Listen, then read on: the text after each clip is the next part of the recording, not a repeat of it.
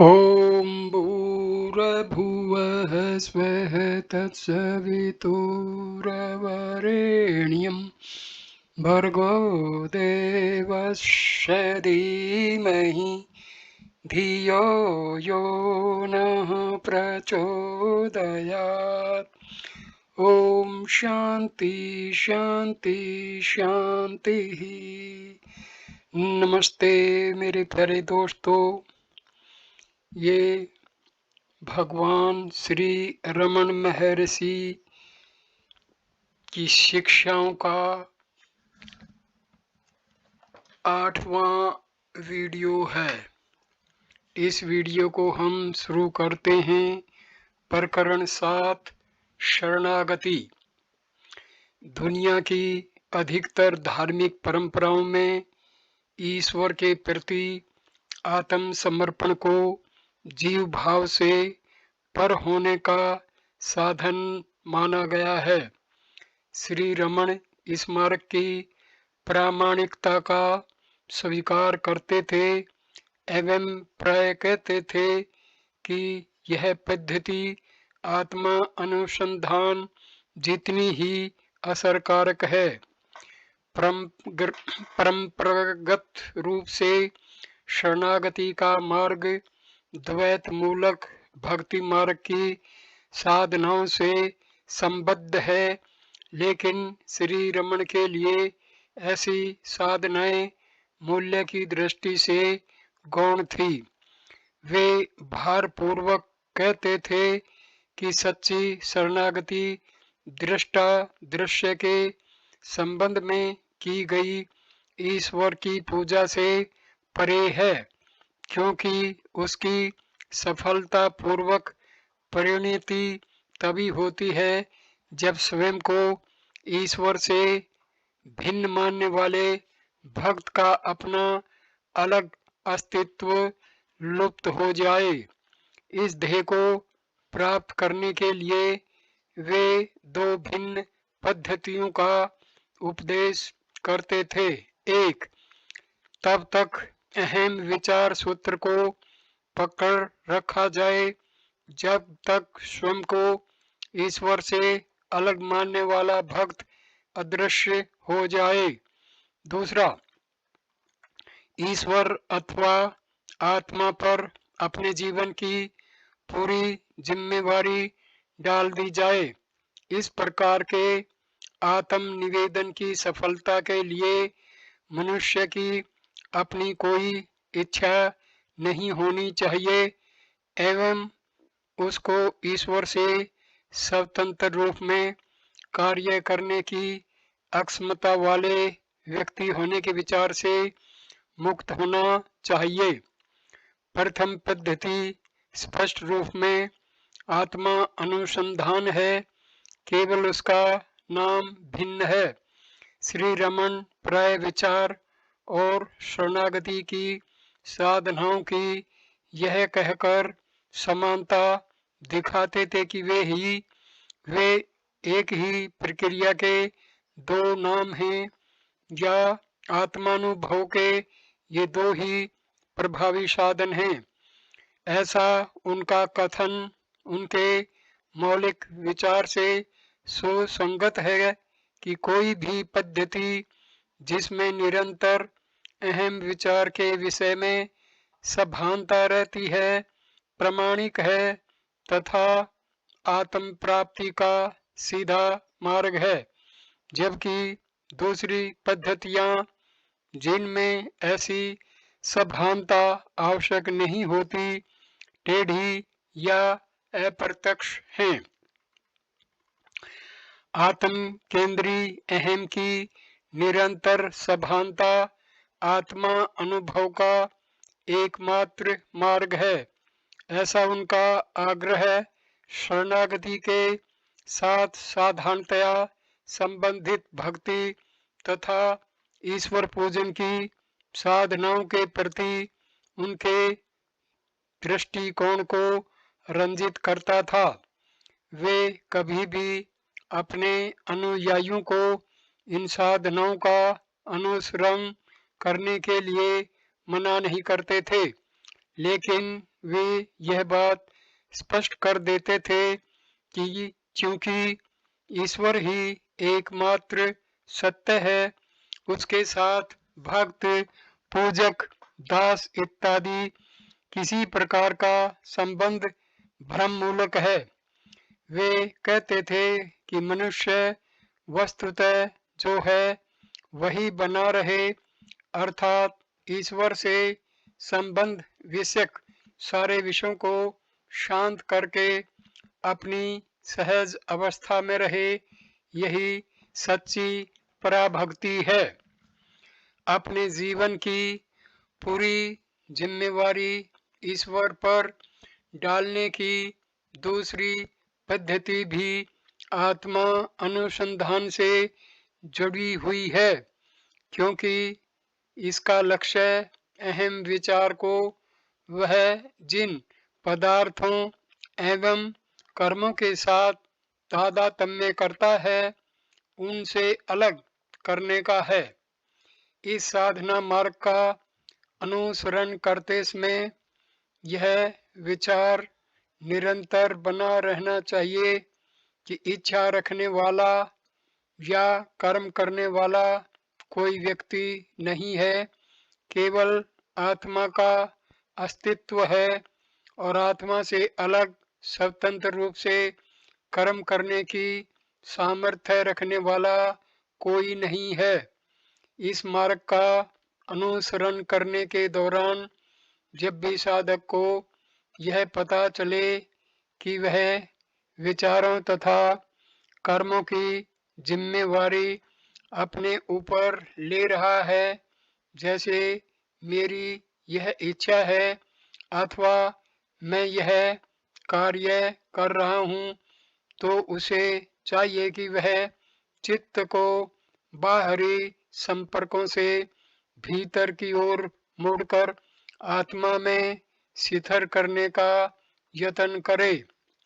यह आत्मा अनुसंधान के समय जब यह पता चले कि ध्यान आत्मा से चलित हो गया है, तो पुनः आत्मा पर स्थिर करने के प्रयत्न के समान है।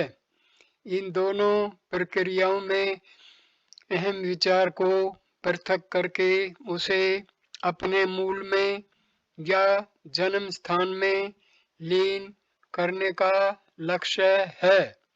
श्री रमन स्वयं यह स्वीकार करते थे कि इस पद्धति से अहम का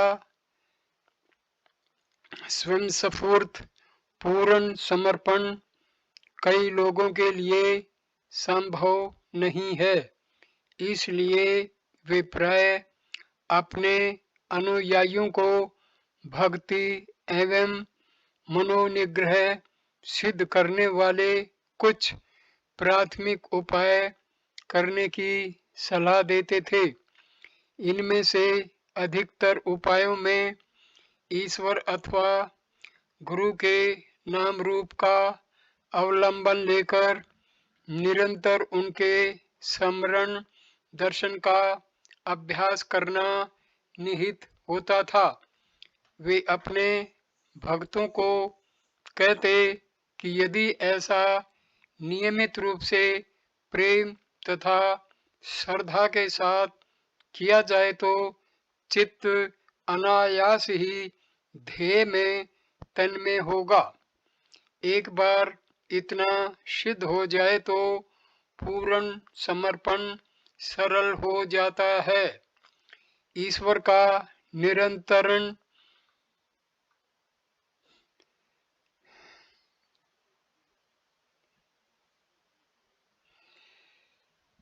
ईश्वर का निरंतर स्मरण चित्त को अन्य पदार्थों के साथ तन्मय होने से रोककर केवल ईश्वर की ही वास्तविक अस्तित्व है, इस निश्चय को दृढ़ बना देता है।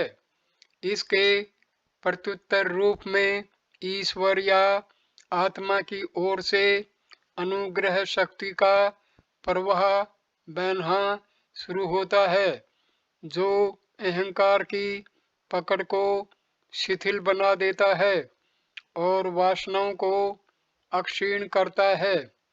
ये वासनाएं ही अहंकार के अस्तित्व को बल देकर उसे सातत्य प्रदान करती हैं। कर्म से अहंकार नियंत्रण सम मात्रा तक अक्षीण हो जाता है एवं आत्मनिष्ठ बनने के थोड़े से प्रयास से हृदय में लीन होने की आदत बन जाती है। आत्मा अनुसंधान की तरह प्रपत्ति मार्ग में भी अंतिम साक्षात्कार आत्मा की अनुग्रह शक्ति से अपने आप सिद्ध होता है। जब चित्त की सब बहिर्मुख वृत्तियां सद्वस्तु रूप आत्मा में विलीन होने लगती हैं तो आत्मा शेष बचे हुए संस्कार रूप सूक्ष्म अहंकार को पूर्ण रूप से नष्ट कर देता है, जिससे फिर कभी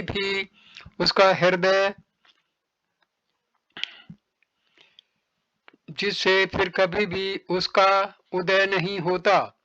अहंकार का यह अंतिम विसर्जन तभी होता है जब आत्म समर्पण सर्वथा निरपेक्ष हो। यदि वह अनुग्रह आत्म साक्षात्कार या मोक्ष पाने की इच्छा से किया जाए तो वह आंशिक शरणागति मानी जाएगी, जो व्यावसायिक लेन देन से अधिक कुछ नहीं, क्योंकि इसमें अहंकार कुछ इनाम प्राप्त करने की इच्छा से प्रयत्न करता है। प्रश्न: पूर्ण निरपेक्ष शरणागति क्या है? उत्तर: यदि कोई आत्म समर्पण करता है तो प्रश्न पूछने के लिए या जिसकी फिक्र करनी पड़े ऐसा कोई शेष नहीं रहना चाहिए। अहम विचार के सूत्र को पकड़े रहने से अन्य विचारों का निरोध होता है अथवा साधक स्वयं को पूर्णतया बिना किसी शर्त के उच्चतर शक्ति के समक्ष समर्पित करता है। साक्षात्कार के लिए ये दो ही मार्ग हैं। प्रश्न: पूर्ण शरणागति में मनुष्य को मोक्ष या ईश्वर साक्षात्कार की इच्छा भी नहीं करनी चाहिए। उत्तर: पूर्ण शरणागति में आपकी अपनी कोई इच्छा नहीं होनी चाहिए। ईश्वर जो भी दे उसमें संतोष मानना चाहिए। प्रश्न: मैं इस बात से संतुष्ट हूँ। अब मैं यह जानना चाहता हूँ कि इस शरणागति के भाव को पाने के लिए मुझे क्या करना चाहिए? उत्तर: दो मार्ग हैं। एक, अहम के मूल को ढूंढकर उसमें समा जाना। दो, यह अनुभव करना कि मैं अपने आप में असहाय हूँ, केवल ईश्वर सर्वसमर्थ है और मुझको पूर्ण रूप से उसके हाथ में सौंप देने के अलावा मेरी सुरक्षा का अन्य कोई मार्ग नहीं है। इस प्रकार साधक कर्म से इस निर्णय पर आता है कि ईश्वर का ही सच्चा अस्तित्व है और अहंकार की कोई गिनती नहीं। दोनों मार्ग एक लक्ष्य की ओर ले जाते हैं। पूर्ण शरणागति ज्ञान या मोक्ष का दूसरा नाम है।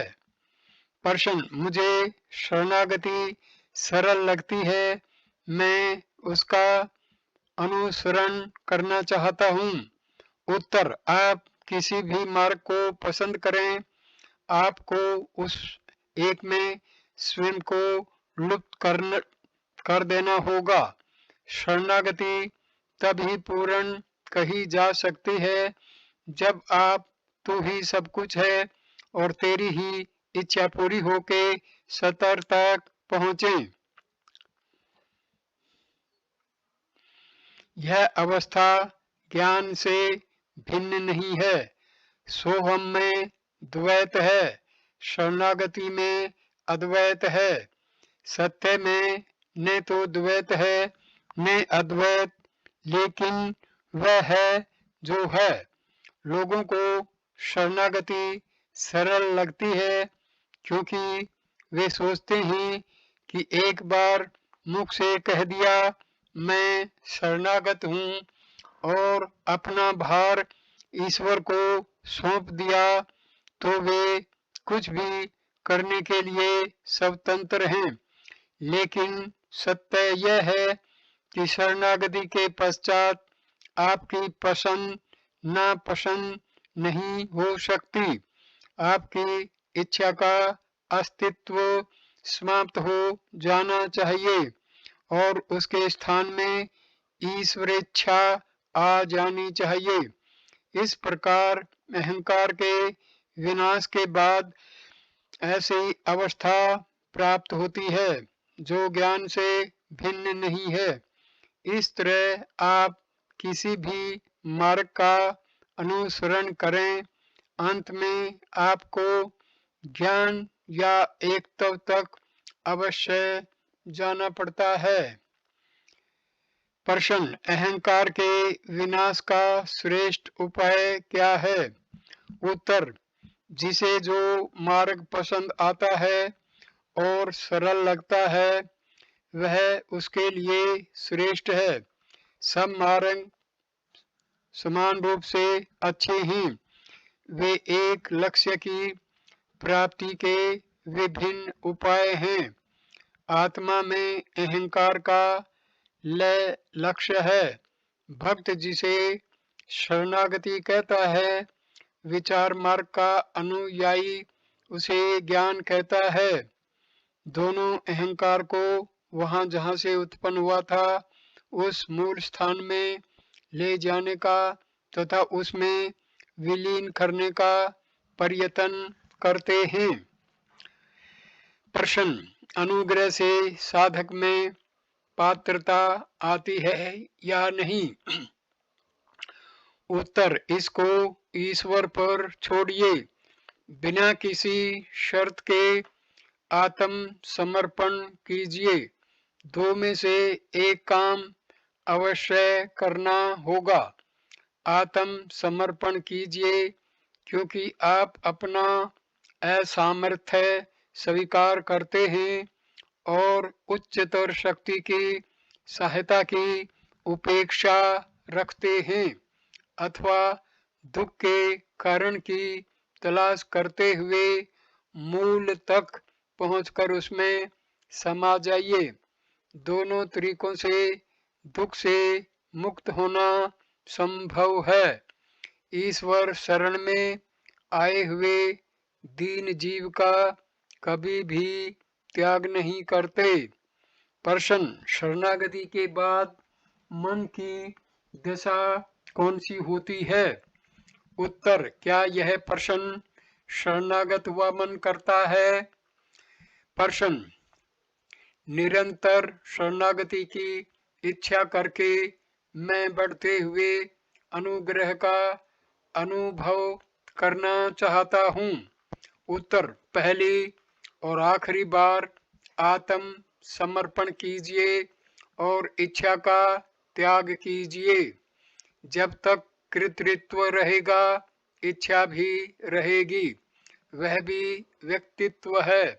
यदि वह जाएगा तो आत्मा अपने शुद्ध स्वरूप में प्रकाशित होगा तथा इस बात का स्पष्ट अनुभव भी होगा। कर्म नहीं कृतृत्व बंधन का कारण है। निश्चल बनो और जानो कि मैं ईश्वर हूँ।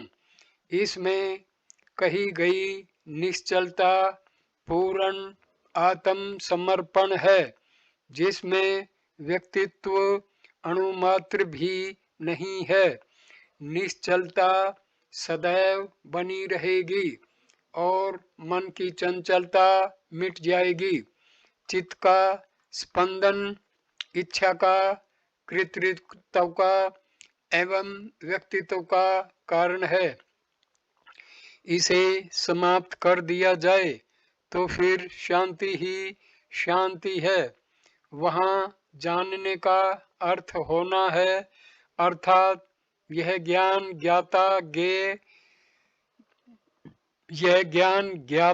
ज्ञान ज्ञेय की त्रिपुटी युक्त सापेक्ष ज्ञान से परे है। प्रश्न, मैं ईश्वर हूँ अथवा मैं ब्रह्म हूँ, ऐसा विचार सहायक है? उत्तर, मैं हूँ वह मैं हूँ, मैं हूँ ईश्वर है और मैं ईश्वर हूँ ऐसा विचार नहीं। मैं हूँ का अनुभव कीजिए, विचार मत कीजिए। जानो कि मैं ईश्वर हूँ ऐसा कहा गया है, सोचो कि मैं ईश्वर हूँ ऐसा नहीं। शरणागति की सारी बातें गुड़ की गणेश मूर्ति से थोड़ा गुड़ चुराकर गणेश को नैवेद्य के रूप में अर्पण करने जैसी हैं। आप कहते हैं मैंने शरीर, आत्मा और मेरी सब चीजें ईश्वर को समर्पित कर दी। क्या ये सब चीजें आपकी थी जो आप उनको समर्पित करें? आप सिर्फ इतना कह सकते हैं, अब तक मैंने गलती से ऐसा मान लिया था कि ये सब आपकी चीजें मेरी हैं, लेकिन अब मैंने जान लिया है कि ये सब आपकी हैं। अब मैं कभी भी ये मेरी हैं ऐसा मानकर व्यवहार नहीं करूँगा। यह जानना कि ईश्वर अथवा आत्मा के अलावा और कुछ नहीं है तथा मैं और मेरा का अस्तित्व नहीं है, केवल आत्मा का ही अस्तित्व है, ज्ञान है। इस प्रकार भक्ति और ज्ञान में कोई भेद नहीं। भक्ति ज्ञान की माता है। प्रश्न, चूंकि हम दुनियावी मनुष्य हैं, हमें एक या दूसरे प्रकार का शोक रहता है और नहीं जानते कि इससे किस प्रकार छुटा जाए। हम ईश्वर की प्रार्थना करते हैं लेकिन जवाब नहीं मिलता, हम क्या करें? उत्तर, ईश्वर में विश्वास रखिए। प्राय प्रश्न, हम आत्म समर्पण करते हैं तब भी कोई सहायता नहीं मिलती। उत्तर, हाँ, यदि आपने आत्म समर्पण किया है तो आपको अवश्य ईश्वरेच्छानुसार जीना चाहिए और जो आपको पसंद नहीं है उसके विषय में फरियाद नहीं करनी चाहिए।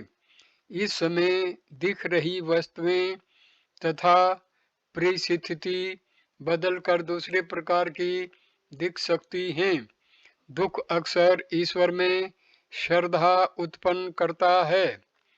प्रश्न, लेकिन हम सांसारिक जीव हैं, पत्नी, बच्चे, मित्र और संबंधी हैं, उनके अस्तित्व की अवगणना हम नहीं कर सकते और हमारे अस्तित्व के छोटे अंश को सुरक्षित रखे बिना केवल ईश्वर की इच्छा पर निर्भर नहीं रह सकते। उत्तर, इसका अर्थ यह है कि आपने आत्म समर्पण नहीं किया जैसा आप कहते हैं। आपको केवल ईश्वर में श्रद्धा रखनी चाहिए। उसके समक्ष आत्म समर्पण कीजिए और यह उसकी इच्छा पर छोड़िए कि वह प्रकट हों या अदृश्य रहें। उसकी प्रसन्नता की राह देखिए। यदि आप उसे आप जैसा कहें ऐसा करने को कहें तो यह आत्म समर्पण नहीं, आज्ञा हुई। आप उसे आज्ञा पालक बनने को कहने के साथ ऐसा नहीं सोच सकते कि आपने आत्म समर्पण किया है। वह जानता है कि आपके लिए सबसे श्रेष्ठ क्या है और उसे कब और कैसे करना चाहिए। सब कुछ पूर्णतया उस पर छोड़ दीजिए, सारा बोझ उसका है। आपको अब कोई चिंता नहीं है, आपकी सब चिंताएं उसकी हैं। यह आत्म समर्पण भक्ति है।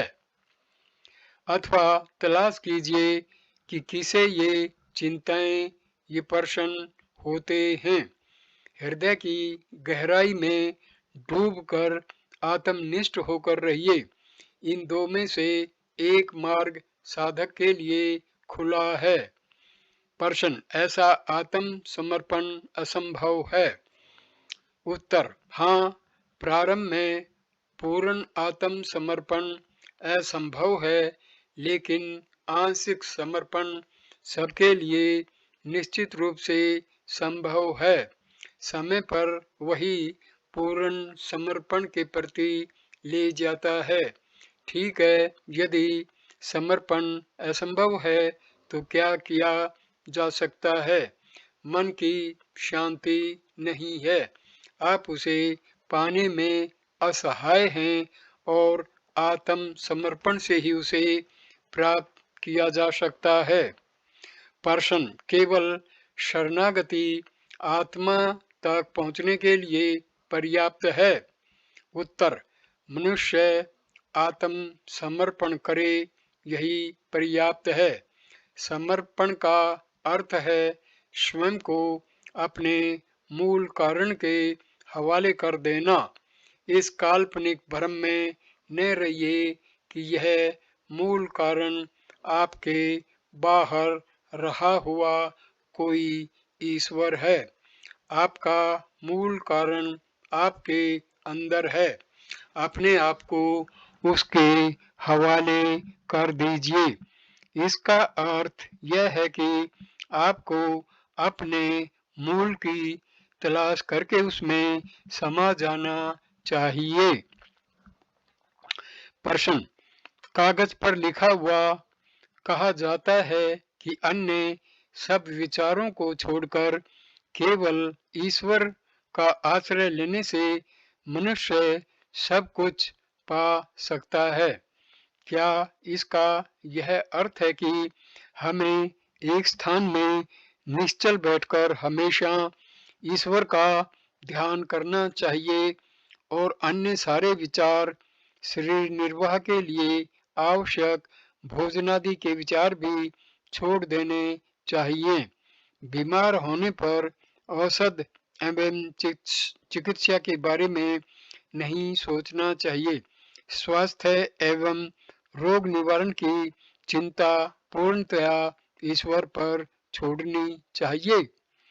भगवत गीता में कहा है, जो मनुष्य सब कामनाओं को छोड़कर निष्प्रय एवं अहंता ममता रहित होकर विचरण करता है, वह शांति प्राप्त करता है। इसका अर्थ सब इच्छाओं का त्याग है। इसलिए क्या हमें केवल ईश्वर के ध्यान में समय बिताना चाहिए और बिना मांगे उसकी कृपा से जो भी खाने पीने को मिल जाए उसी को स्वीकार करना चाहिए, या हमें थोड़ा प्रयत्न करना चाहिए? भगवान कृपा हमें शरणागति का रहस्य बताइए। उत्तर: श्री रमन ने कागज पर लिखे प्रश्नों को पढ़कर खंड में बैठे सबको संबोधन करते हुए कहा, शरणागति का अर्थ निसंदेह सब विचारों से अनासक्त रहना है। लेकिन क्या इसका यह अर्थ है कि भौतिक शरीर के निर्वाह के लिए आवश्यक खाने पीने के विचारों को छोड़ देना है। इन्होंने पूछा है, बिना मांगे ईश्वरी इच्छा से जो भी मिले उसे मुझे खाना है या कुछ प्रयत्न भी करना है।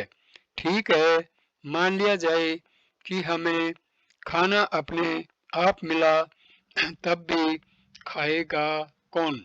मान लीजिए किसी ने हमारे मुंह में डाल दिया, तो क्या हमें कम से कम उसे निगलना नहीं पड़ेगा? क्या यह प्रयत्न नहीं है? फिर उन्होंने पूछा है, यदि मैं बीमार हो गया तो मुझे दवाई लेनी चाहिए या स्वास्थ्य की चिंता ईश्वर को सौंपकर चुप रहना चाहिए? श्री शंकराचार्य के ग्रंथ साधन पंचकम में लिखा है, अक्षुधा रूप व्याधि की चिकित्सा के लिए भिक्षा में मिले अन्न रूप औषध को खाना चाहिए। इसके लिए साधु को गांव में जाकर भिक्षा मांगनी चाहिए। यदि सब लोग यह सोचकर कि खाना आएगा तो ही खाएंगे, आंखें मूंदकर निश्चल होकर बैठे रहें तो दुनिया कैसे चलेगी? इसलिए अपने समाज की परंपरा के अनुसार मिलने वाली चीज़ों का स्वीकार मनुष्य को अवश्य करना चाहिए, लेकिन उसे मैं स्वयं यह कर रहा हूँ ऐसे भाव से अवश्य मुक्त रहना चाहिए। मैं यह कर रहा हूँ ऐसा ख्याल बंधन है। इसलिए भूख लगने पर खाना चाहिए या नहीं, और बीमार होने पर दवाई लेनी चाहिए या नहीं, ऐसे संदेह करने के बजाय सोच विचार करके वह उपाय ढूंढ निकालना चाहिए जिससे कर्तापन के ख्याल का त्याग किया जा सके। ऐसे संदेह होते रहेंगे और उनका कभी भी अंत नहीं होगा। ऐसे संदेह भी हो सकते हैं, पीड़ा होने पर मुझे चीखना चाहिए या नहीं, निश्वास के बाद मुझे सांस लेनी चाहिए या नहीं, ईश्वर कहिए या कर्म कहिए, कोई कर्ता विधाता इस विश्व में प्रत्येक जीव के चित्त के विकास के अनुरूप उससे विविध कर्म करवाता रहेगा। यदि उस उच्चतर शक्ति पर सारी जिम्मेदारी डाल दी जाए तो घटनाएं अपने आप होती चली जाएंगी। हम इस पृथ्वी पर चलते हैं, चलते समय प्रत्येक कदम पर क्या हम यह सोचते हैं कि एक पैर उठाने के बाद मुझे दूसरा भी उठाना चाहिए या वहीं रुक जाना चाहिए? क्या चलने का कार्य अपने आप नहीं होता? श्वासोच्छ्वास के बाद बारे में भी यह सत्य है। श्वास प्रश्वास लेते समय या छोड़ते समय कोई विशेष प्रयत्न नहीं किया जाता। जीवन के विषय में भी यह सत्य है। क्या हम लोग अपनी इच्छा से कुछ भी छोड़ सकते हैं अथवा चाहें सो कर सकते हैं? हमारे अनजाने में ही कई बातें अपने आप होती रहती हैं। ईश्वर के समक्ष पूर्ण शरणागति का अर्थ है सब विचारों का त्याग एवं मन की एक ईश्वर में केंद्रितता। यदि हम उसमें चित्त एकाग्र करें तो दूसरे विचार अदृश्य हो जाएंगे। यदि चित्त वाणी एवं शरीर के सब कर्म ईश्वर को समर्पित कर दिए जाएं तो हमारे जीवन का पूरा भार उस पर होगा। प्रश्न, लेकिन क्या ईश्वर मेरे द्वारा किए जा रहे सब कर्मों का वस्तुतः करता है? उत्तर, मनुष्य सोचता है कि वह करता है, यह उसकी वर्तमान परेशानी का कारण है, लेकिन यह एक गलती है। उच्चतर शक्ति सब कुछ करती है और मनुष्य केवल उसका निमित्त या साधन है। यदि वह इस व्यवस्था का स्वीकार करता है तो मुक्त है, अन्यथा परेशानियों को न्योता देता है। उदाहरण के तौर पर मंदिर के गोपुरम के बैठक वाले भाग में रही मनुष्याकार शिल्पकृति देखिए, जिसे इस तरह बनाया गया है कि वही बुर्ज का पूरा बोझ अपने कंधों पर उठाती हो ऐसा दिखता है। उसके बैठने की रीत एवं चेहरे के भाव बड़े तनाव को व्यक्त करते हैं, जैसे कि वह गोपुरम का सारा बोझ उठाती हो। लेकिन सोचिए, मंदिर एवं गोपुरम की रचना पृथ्वी पर की गई है और उनका पूरा भार नींव पर टिका हुआ है। शिल्पकृति गोपुरम का एक भाग है, लेकिन ऐसा दिखता है जैसे वह गोपुरम का भार उठा रही हो। क्या यह विचित्र सा नहीं है? कृतित्व का भार अपने ऊपर मानने वाले मनुष्य इस तरह के हैं। प्रश्न: स्वामी, ईश्वर से प्रेम करना अच्छा नहीं है, तो प्रेम मार्ग का अनुसरण क्यों न किया जाए? उत्तर: किसने कहा कि आपको उसका अनुसरण नहीं करना चाहिए? लेकिन जब आप प्रेम की बात करते हैं तो वहाँ द्वैत है कि नहीं? प्रेम करने वाला भक्त तथा जिससे प्रेम किया जाए वह ईश्वर, लेकिन भक्त ईश्वर से भिन्न नहीं है, इसलिए प्रेमास्पद आपका अपना आत्मा है। प्रश्न: इसलिए मैं आपसे पूछ रहा हूँ कि प्रेम मार्ग से भक्ति होती है या नहीं? उत्तर: ठीक यही बात मैं कह रहा हूँ। प्रेम ईश्वर का वास्तविक स्वरूप है। मैं इसे या उसे प्रेम नहीं करता। ऐसा कहते हुए आप जब सब वस्तुओं का त्याग करते हैं, तब जो शेष रहता है वह स्वरूप है, वह आत्मा का सच्चा स्वरूप है, वह विशुद्ध आनंद है। उसे आप शुद्ध आनंद, ईश्वर, आत्मा या कुछ भी कह डालिए, वह भक्ति है, वह ज्ञान है एवं सब कुछ है। इस तरह जब आप सबका त्याग करते हैं तो शेष केवल आत्मा रहता है, वह सच्चा प्रेम है। जो इस प्रकार प्रेम का रहस्य जानता है वह संपूर्ण विश्व को प्रेम रूप देखता है। चैतन्य का विस्मरण न होने का अनुभव भक्ति की अवस्था है। यह अवस्था कभी कम न होने वाले सच्चे प्रेम का संबंध है, क्योंकि आत्मा का अविभाज्य परमानंद के रूप में प्रकाशित होने वाला ज्ञान प्रेम के सच्चे स्वरूप में सर्वत्र प्रसारित हो जाता है। यदि मनुष्य प्रेम के सत्य को जान लेता है, जो कि आत्मा का वास्तविक स्वरूप है, तो जीवन की उलझी गुत्थी सुलझाई जा सकती है। प्रेम की सर्वोच्च अवस्था प्राप्त करके ही मुक्ति मिलती है। सब धर्मों का यह हार्द है, मर्म है।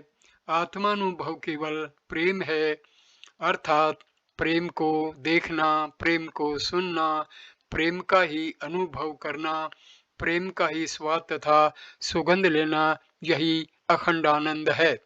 प्रश्न: मुझे भक्ति प्राप्त करने की इच्छा है, भक्ति बढ़ती रहे यही कामना है। मेरे लिए साक्षात्कार का विशेष महत्व नहीं है, भक्ति में दृढ़ता चाहिए।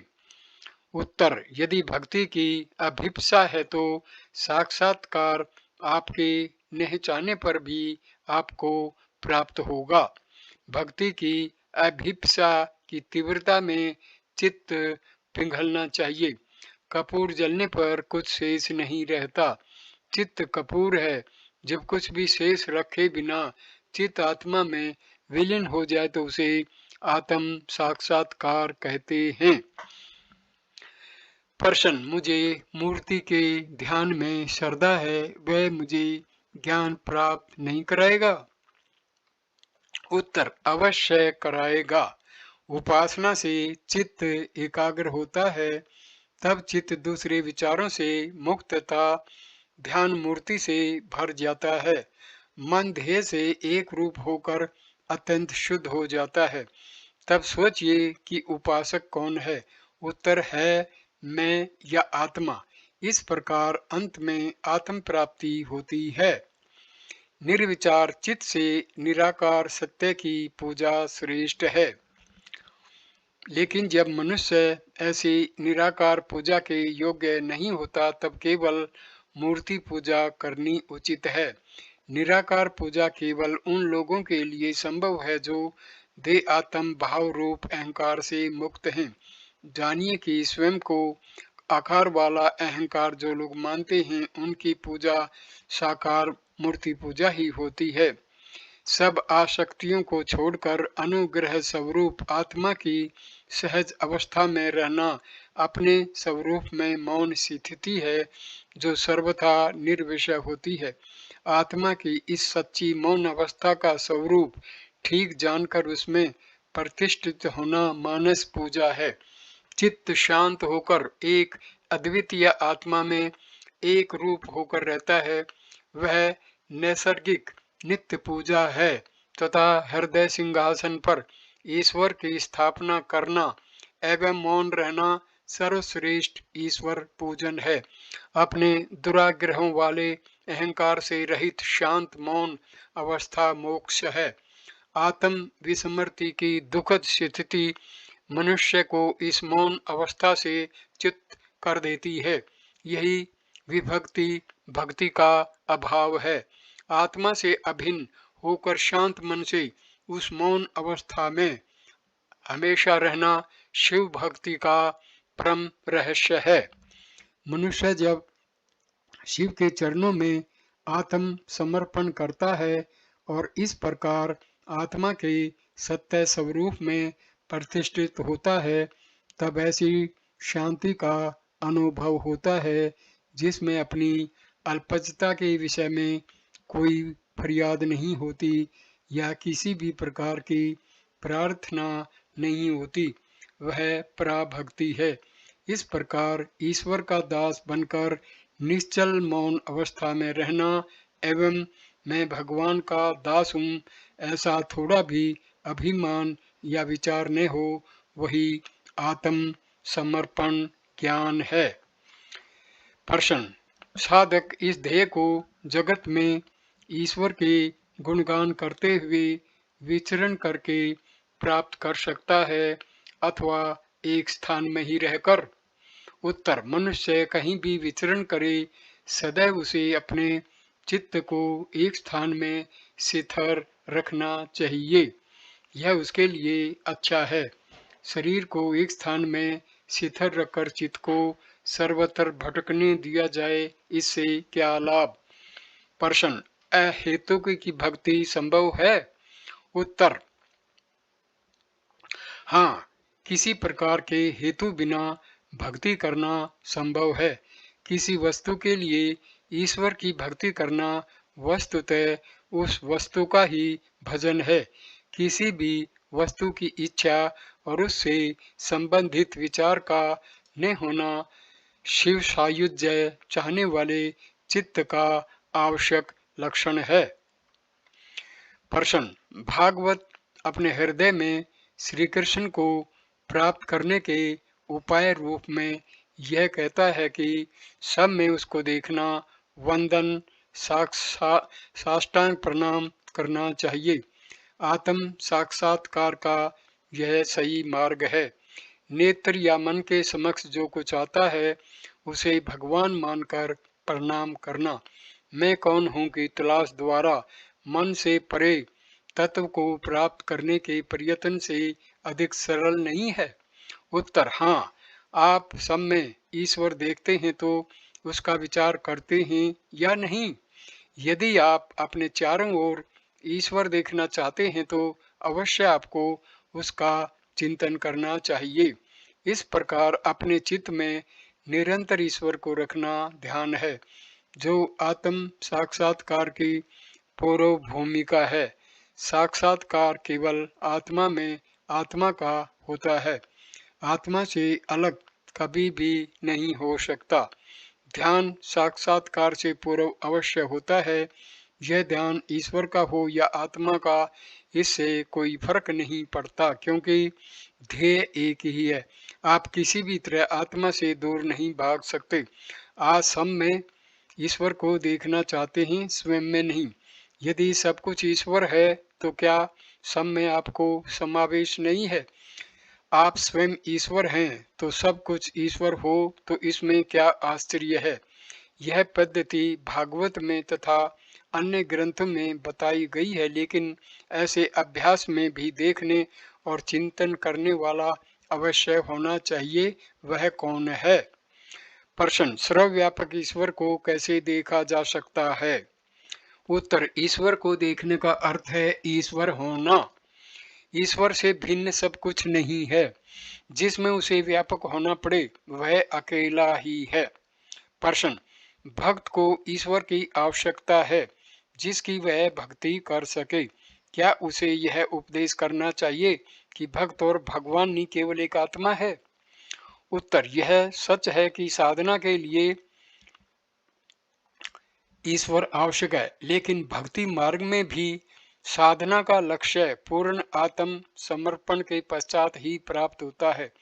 इसका अर्थ अहंकार के विलीनीकरण के पश्चात आत्मा के वह जैसा हमेशा है वैसा रहने के अलावा और क्या है? मनुष्य कोई भी मार्ग पसंद करे, मैं अपरिहार्य रूप से होता है। मैं जो निष्काम कर्म करता है, मैं जो अनुभव करता है कि वह मालिक से अलग हो गया है और उनसे मिलना चाहता है, मैं जो महसूस करता है कि वह अपने सच्चे स्वभाव स्वरूप से चित्त हो गया है, इत्यादि। इस मैं का मूल अवश्य ढूंढ निकालना होगा, तब सारे प्रश्न सुलझ जाएंगे। प्रश्न, यदि मैं भ्रम है तो इस भ्रम का त्याग कौन करता है? उत्तर, मैं अपने का भ्रम त्याग कर मैं बना रहता है। आत्म साक्षात्कार का यह विरोधाभास है। ज्ञानी पुरुष इसमें कोई वास्तविक विरोध नहीं देखते। भक्ति का उदाहरण लीजिए। मैं ईश्वर समक्ष जाकर मुझे अपने में विलीन कर देने की प्रार्थना करता हूँ, तब श्रद्धा से उसके समक्ष आत्म समर्पण करता हूँ तथा चित्त को उन पर एकाग्र करता हूँ। इसके पश्चात क्या शेष रहता है? पूर्व के अहंकार के स्थान में पूर्ण आत्म समर्पण के पश्चात केवल ईश्वर शेष रहता है, जिसमें अहंकार विलीन हो गया है। यह पराभक्ति है, शरणागति है, पर वैराग्य है। आप मेरी वस्तु में से इसका और उसका त्याग करते हैं। इसके बजाय यदि आप मैं और मेरा त्याग दें तो एक बारगी सब कुछ छूट जाता है। मेरेपन का बीज ही नष्ट हो जाता है। इसे सिद्ध करने के लिए तीव्र वैराग्य होना चाहिए।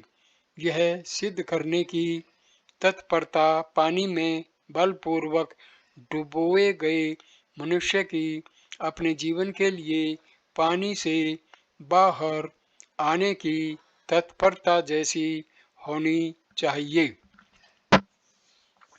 इससे अनिष्ट अपनी बीजा अवस्था में ही नष्ट हो जाता है।